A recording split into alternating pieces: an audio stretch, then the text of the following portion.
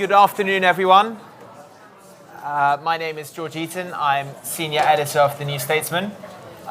This afternoon's panel is What is Johnsonism and Will it outlast Boris Johnson?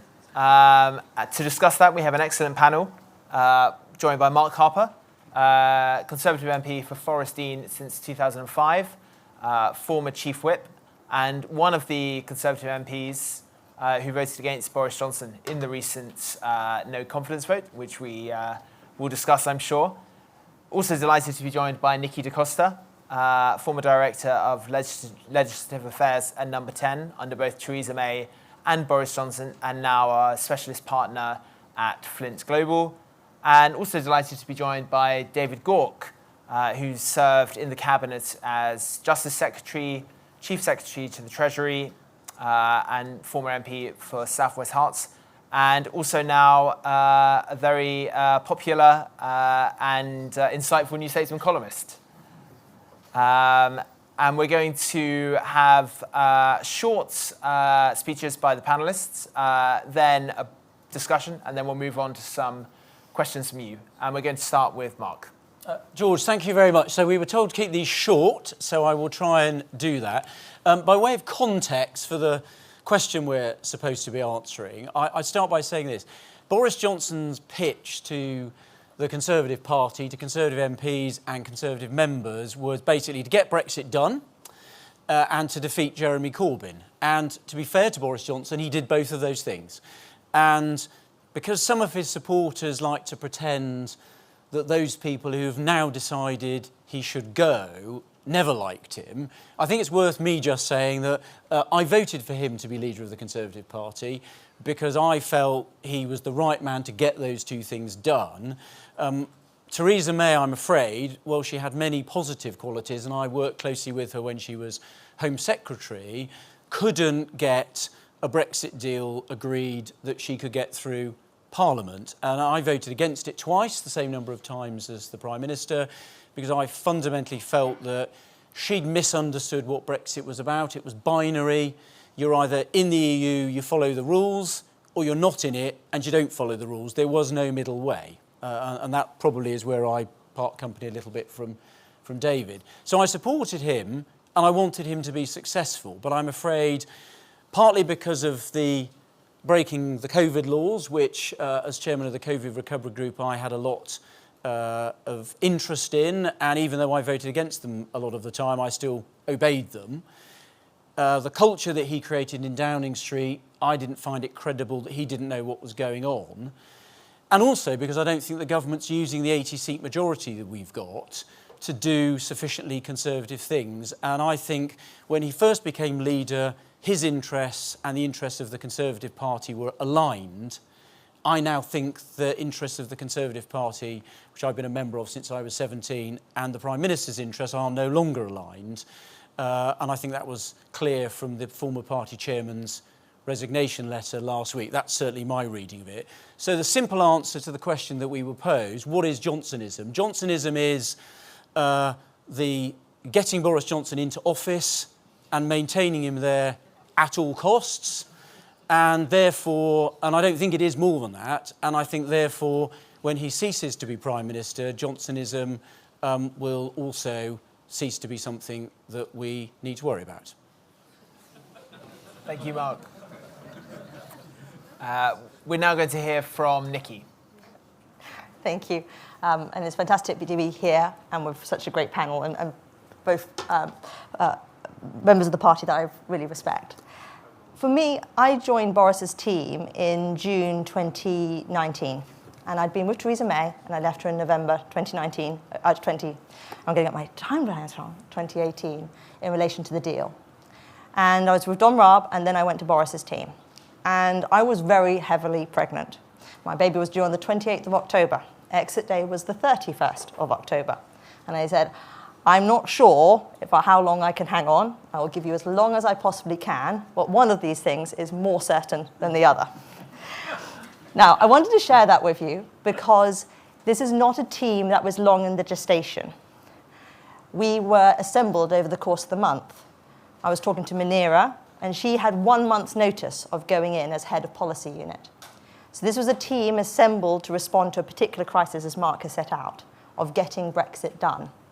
It's not the opposition party that I knew under David Cameron, when a team worked together for years working out those problems. And we're also talking now about a period of government. And so what is this team then? What is Johnsonism?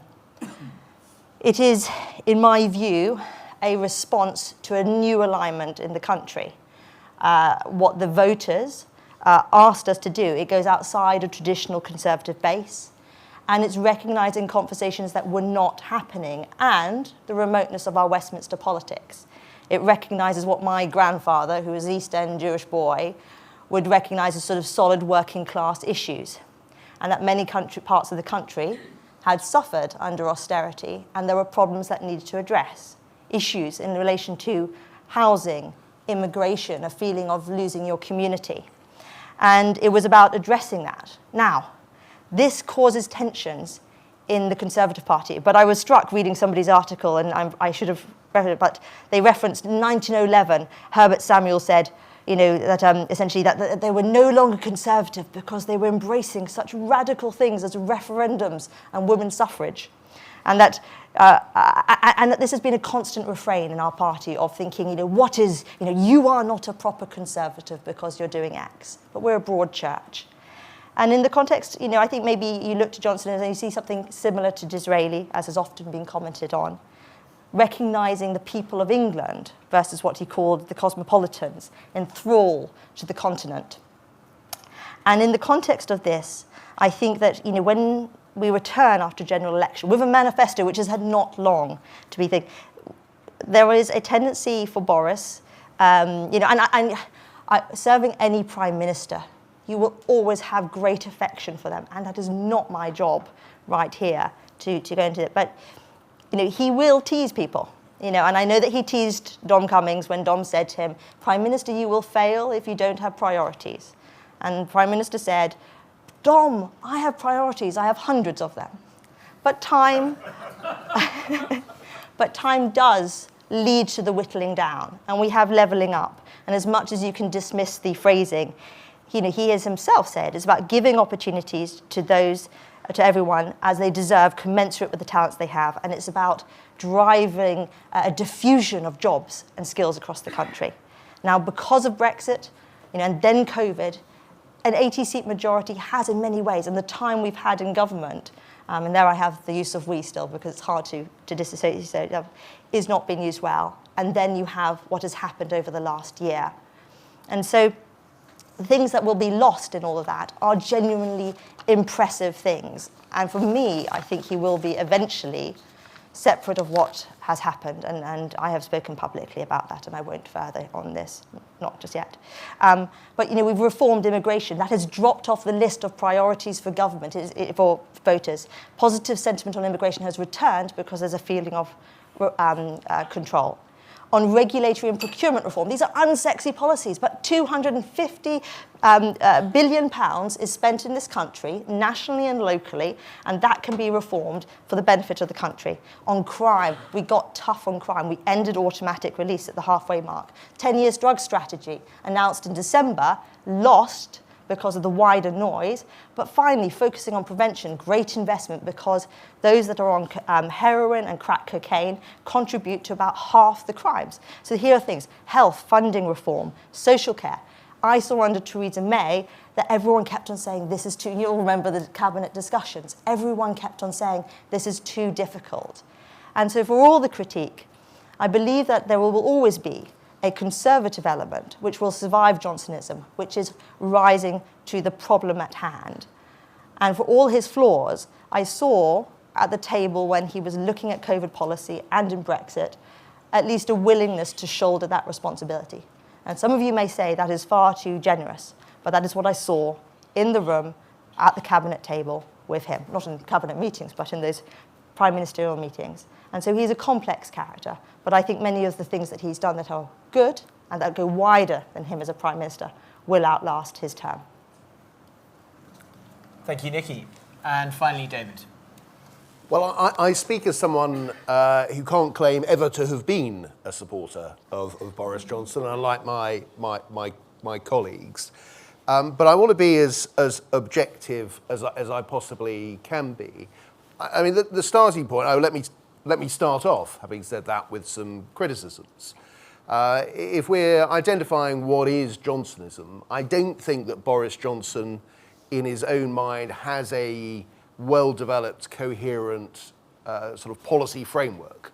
I don't think he is someone who has necessarily thought deeply about lots of issues, worked out trade-offs, decided what really matters to him in a kind of detailed, coherent way.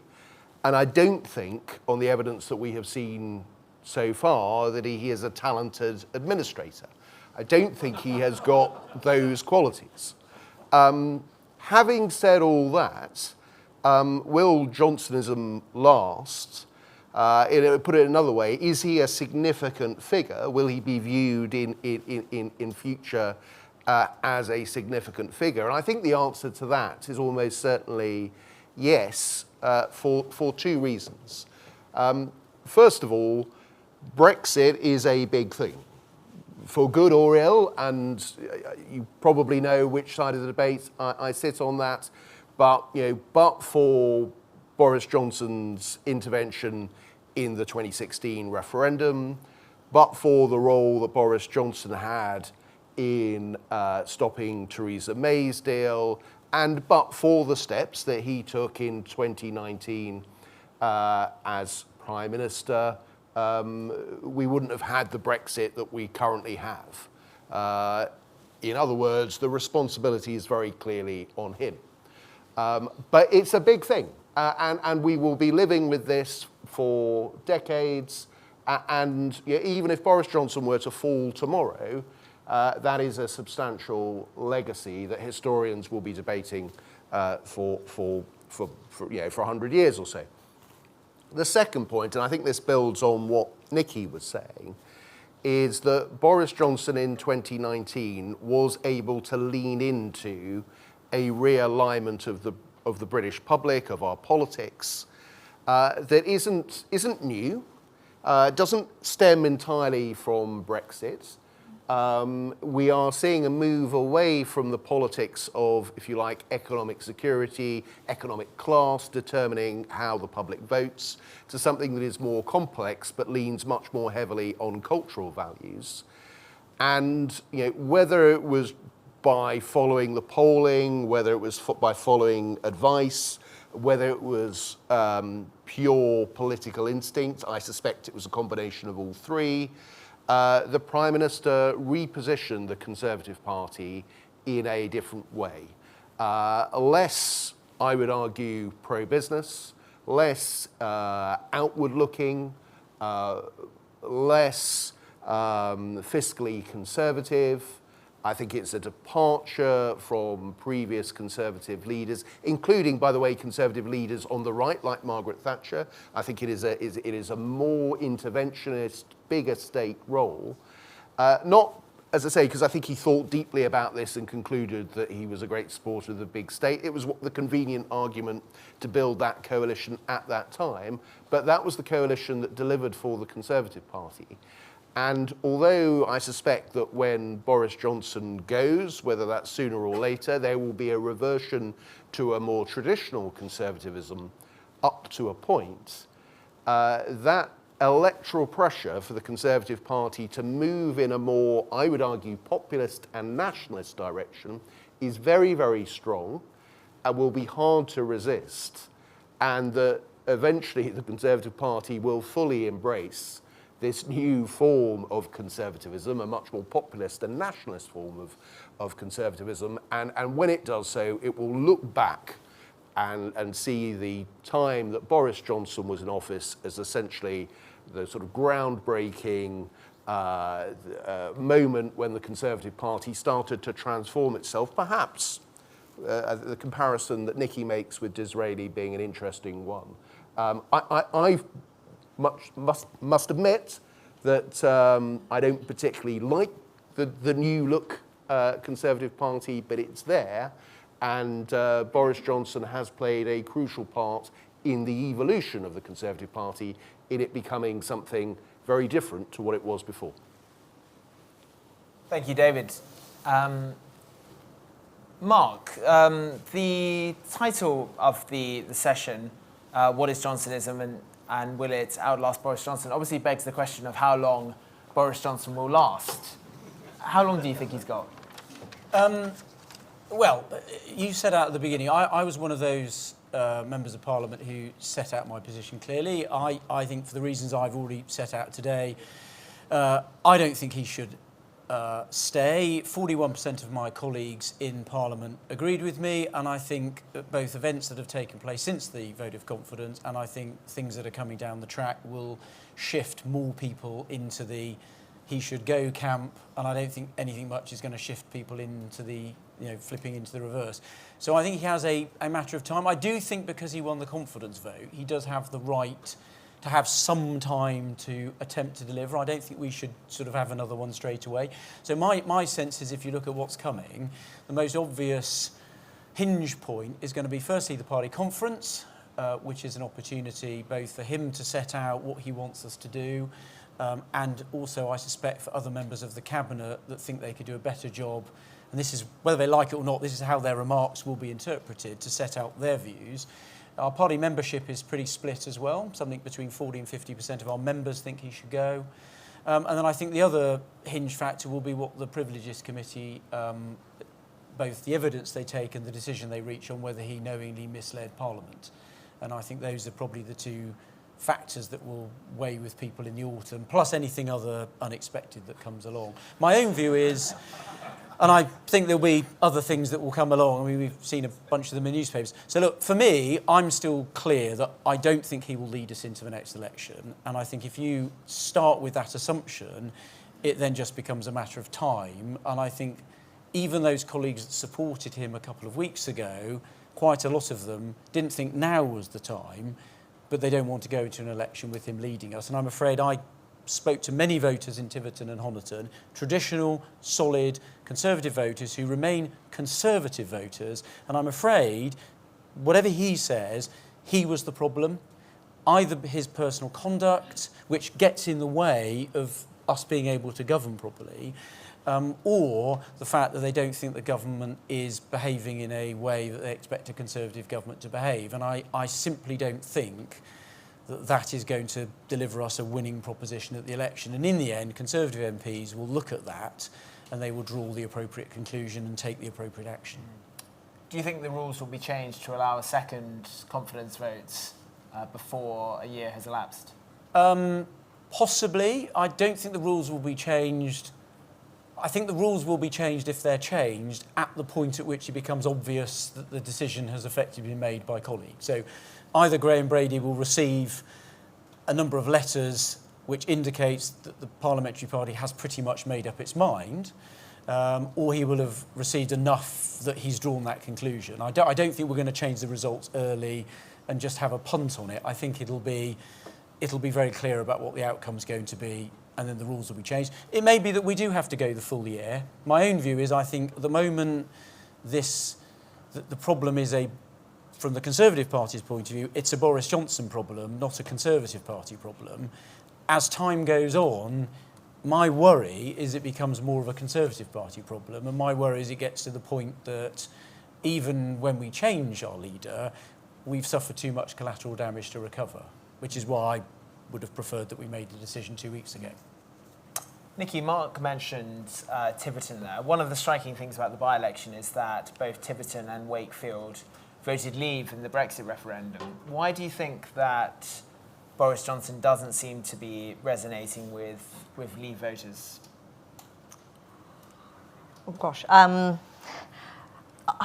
To be frank, to view Leave voters as a homogenous force, I think is probably erroneous. I think that I have to confess, George, you ask a question where I have no data to back it up.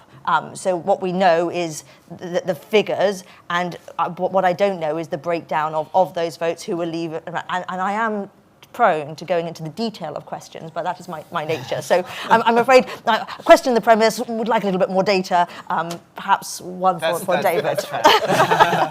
I'll have a stab at it without any data. Now, I mean, look, I guess the Brexit issue is much less resonant today than it was in 2019. Governments also do struggle in by-elections generally. You know, why would you vote for the governing party in a by-election? But the swing in Tiverton was much more than a normal by-election result. You've got cost of living biting. I must admit, I wasn't surprised. I thought that the Conservatives would lose both by-elections. But Mark, I'm sure, is right, and I hear the same story too from others who have been out campaigning, is that the Prime Minister has lost the trust of people. And that's very, very hard to recover. And why I think, on balance, Mark is right that he won't lead the Conservatives into the next general election is that it's going to be really, really hard for him to recover that trust. And as that becomes more apparent, then the choice for Conservative MPs becomes clearer. You can sort of see an argument. If you're a Conservative MP and your focus is you're not worried about whether he's fit to be Prime Minister, you're just about whether he can win you an election. And you could say, well, what is most likely to happen? Is it that either Boris Johnson recovers his popularity or that we have someone who succeeds him who can replicate Boris Johnson's 2019 popularity? And you can kind of see why someone is not that convinced that the latter will happen, and therefore they think, well, do we give Boris Johnson a bit more time to recover his popularity? But if it doesn't happen, and my guess is, once the public have kind of reached a conclusion about Boris Johnson's personality that is negative, it's quite hard to go back from that. Speaking personally, that's my view. And also, I think it's going to be an unfavourable environment for the Conservative Party in the next year. I've been in government when the economy is doing poorly, and you don't get the benefit of the doubt. You always get hostile interviews. Constituency life can become a bit grimmer. Your association is on your back. All of these factors are going to be there that will make it more febrile, more difficult for Conservative MPs. So I tend to agree with Mark. It's a matter of time now. Okay, I'm going to take some questions from the audience. We've had lots of excellent ones posted on the digital app. So here's a good one, Mark, I think. Why do you think no one in the Cabinet has moved against Boris Johnson yet? I think predominantly because not all of the Cabinet, but I think most of the Cabinet have been selected for their loyalty to the Prime Minister. And that's why he picked them.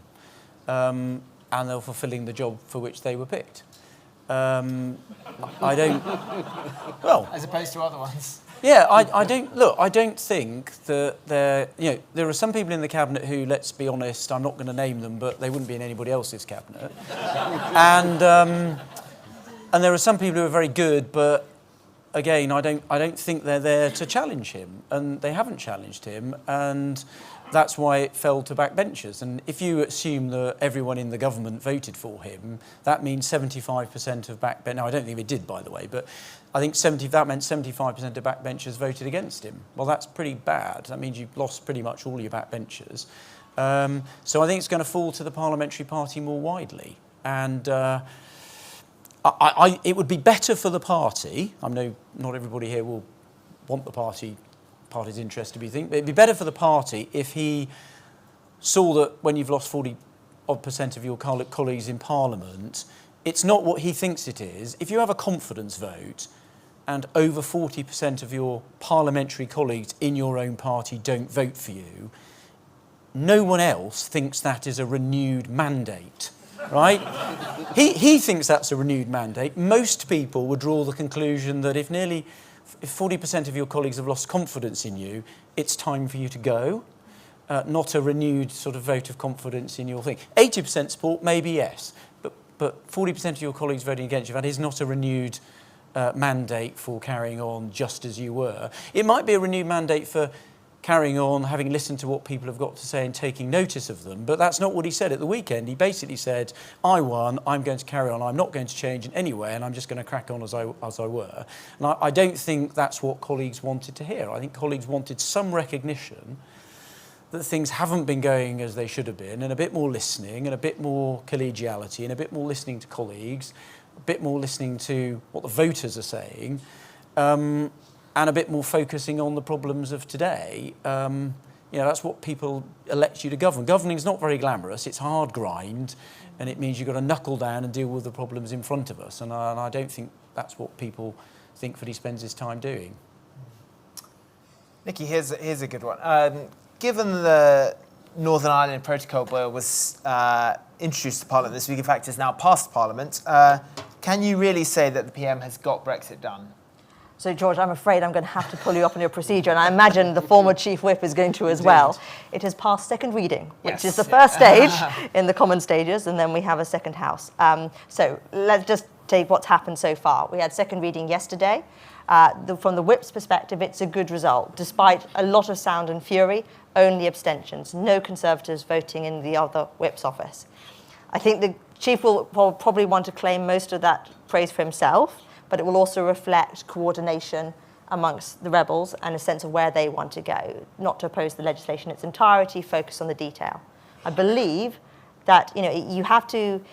There's always a risk that you will view things through your own historic lens, your own memories and how you see things. This is an ongoing process. I had it put to me yesterday, why has the legislation come now? Was it just not a priority? And the point is that negotiations were ongoing. And I know that David Frost was often a calming voice last year, when the Prime Minister said, and you may laugh, and but my experience of David was as a deeply thoughtful colleague, and one that would, and you may laugh, but for those that have been, for those that have been in government, to see the level of issues that you have to weigh on, and how you have to work through them, and what he succeeded in achieving. And last year, he would often be saying, no, the time is not right. Give it longer on the negotiations. And when you get to the point at which there is no further road, the interesting point about this legislation is it has further time to run, and it creates another window for negotiation. And the ERG say they want negotiation. DUP would like to say they would like negotiation, and it creates that window. And so that's what you should. That's how I would view a parliamentary process, which has moved away from the autumn of last year when they were discussing a parliamentary moment, which gives no window in which to have further discussions with the EU. So from that point of view, we're not there yet in terms of where this ends up in terms of the Northern Ireland Protocol. But without a doubt, it is, in terms of getting Brexit done, in creating a lasting, sustainable situation, we are still working through the detail. I know that there are those that would wish, and based on the laughter in this audience, who wish to judge this on the fact that since January of last year, when we have barely 18 months under the belt, that now we should write off Brexit and go back, and that this is succor to that particular argument. 6 years, and to which then, through all the deadlock in Parliament and the obfuscation and the resistance to following through on the result of the referendum.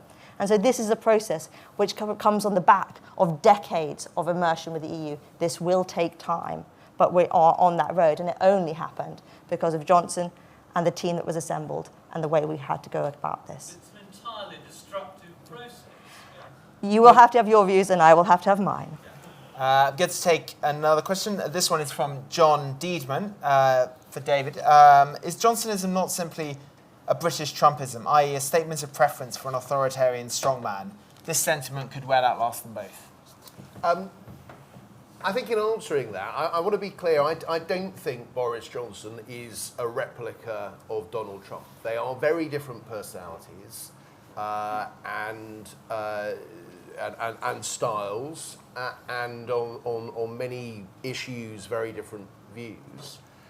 But I do think that the Boris Johnson appeal in 2019 was aimed, if you like, at the same voters, the equivalent voters, if you like, that Trump appealed to in the US.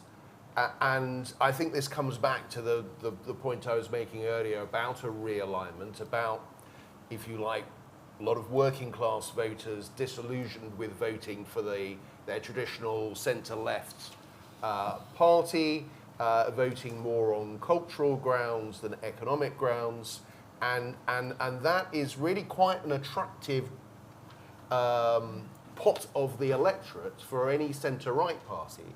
And Theresa May if you like, tried to go a little bit in that direction. I mean, she's as un-Trumpian a personality as I think you will find, but you know, she didn't want to resist the ability to pick up those votes. So you know, I think one doesn't want to overstate this. There are differences in terms of the US and the UK. You know, we don't have big debates about abortion in this country in anything like the way that they do in the US. You know, there isn't that religious right element. There isn't the guns debate. Thankfully, we don't have any of that. But I think in that sort of broad sense of working class voters with culturally conservative views, open to voting to a centre-right party that is prepared to sort of hit those buttons, prepared to go for those votes. I think that is quite a strong draw, I'm afraid, and that's what worries me, that the Conservative Party won't revert to being the sort of pre-Johnson party when he goes. Mark, can anyone but Johnson hold his Tory coalition together? So look, I think this is quite interesting, and it draws on actually from what David was saying. I think the thing that we forget from the 2019 election was, I think our victory and the majority we got was at least as much to do with Jeremy Corbyn as it was to do with Brexit and Boris Johnson. So if I take both my constituency, which is not a blue wall seat. It's a seat that we lost to Labour in '97, which I took 2 goes to win it in '01 and then won it in '05, which has got lots of working class voters in it, lots of industrial heritage. Jeremy Corbyn was the single biggest reason why I got my share of the vote up to 60%. And Labour's vote, and I got a 30% majority over Labour. I had Labour Party members whose 2 choices were abstain or vote for me, because in the words of one of them, there was no way they were putting that man anywhere near Downing Street, but they thought Jeremy Corbyn was a national security risk, as well as an economic risk. And I think we understate that when the choice is that, I think what kept our coalition together with more traditional Conservative voters in the home counties and Conservative voters in red wall seats was that combination of Jeremy Corbyn, Boris Johnson and Brexit. And I think Labour have, from their point of view, very sensibly got rid of the Jeremy Corbyn piece. And whatever you say about Keir Starmer, a former director of public prosecutions, isn't going to scare the horses in the same way that Jeremy Corbyn did, either on economics or on security grounds. Brexit, from the point of view of most voters, is done. So, yes, we're talking at Westminster about the Northern Ireland Protocol, but tragically, I don't think many voters in Great Britain spend a great deal of time worrying about Northern Ireland and don't think about Northern Ireland in its place in the United Kingdom. I wish they did, but they don't. So I think most voters think Brexit's done. So and what that highlights is Boris Johnson was never actually that popular. He's actually always been more unpopular actually than Theresa May was.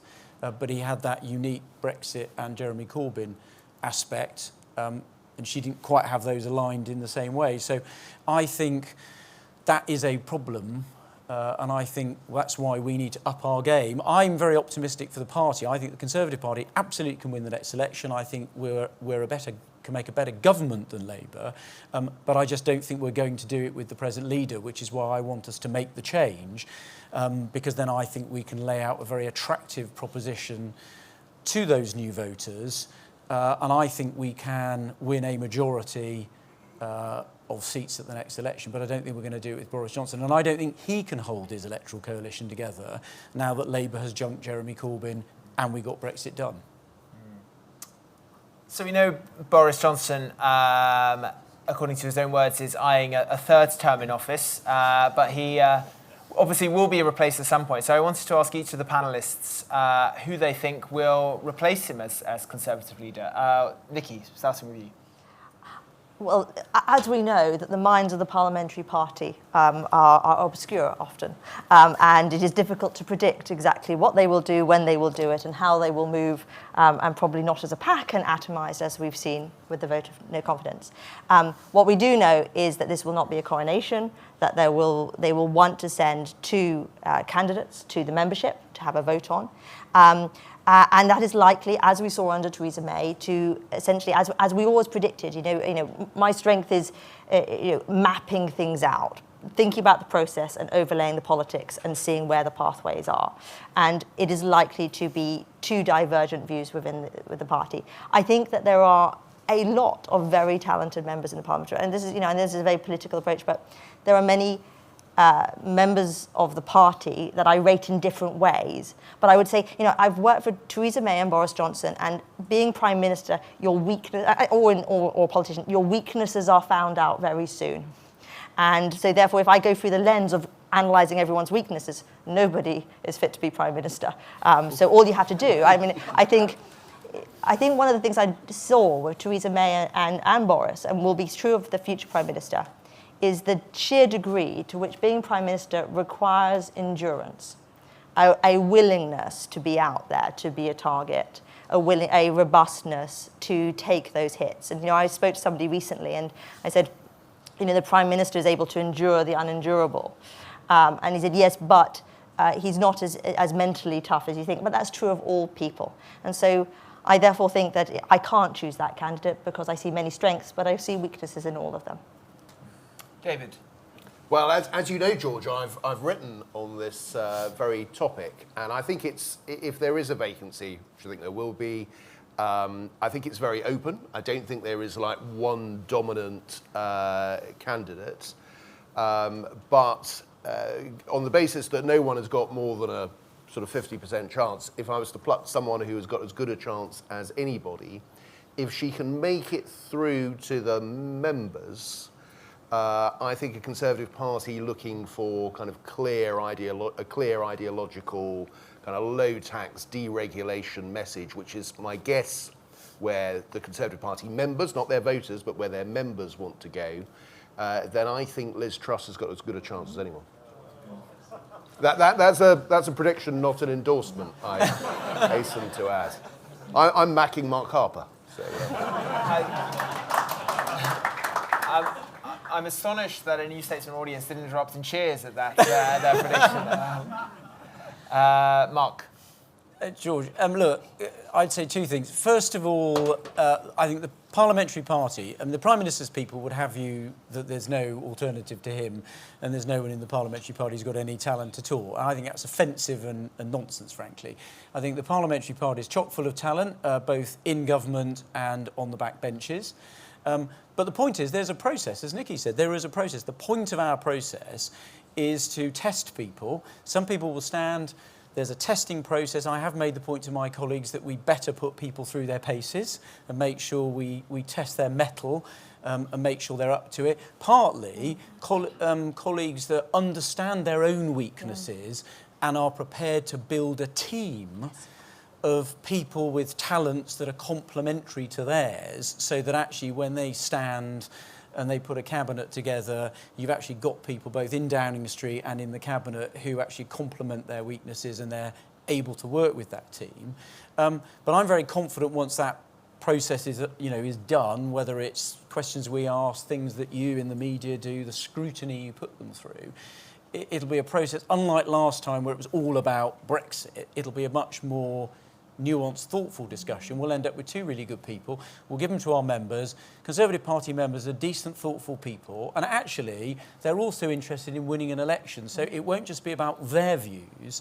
They will be very mindful. Many of them have been out knocking on doors. They'll be very mindful of who is the person that they feel confident they can put in front of voters, and they'll feel happy going out, banging on doors in the rain, delivering leaflets saying this is the person that you should continue to keep as Prime Minister.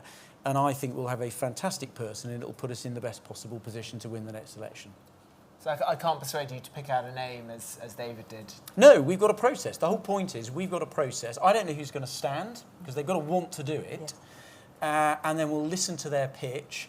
And I think also we are going to have, picking up the points that we made earlier, part of this process is going to be making some choices. Conservative MPs are going to have to make some choices about some of the big decisions that we're going to have to make and the direction the Conservative Party is going to go in. So actually it's going to depend on the pitch people lay out and the choices that we decide to make about our direction of travel and how we're best placed to deal with the challenges of the country and winning enough voters to govern for what will be a 5th consecutive term, which is an unprecedented ask in the modern world, which is why I think we've got to up our game and why I think fundamentally we've got to pick a new leader. Well, that's the shrewd answer you'd expect of a former chief whip. Keep your options open. So thank you to Mark, Nikki and David. It's been a fascinating discussion.